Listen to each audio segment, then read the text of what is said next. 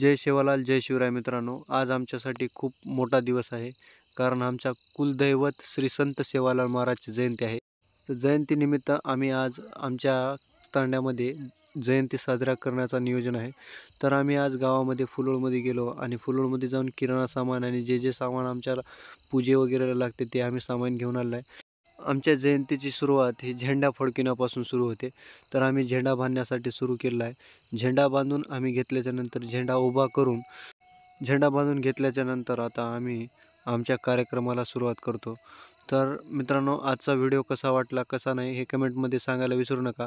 ह्यापुढे आमच्या जयंतीचा कार्यक्रम तुम्ही लाईव्ह बघू शकता.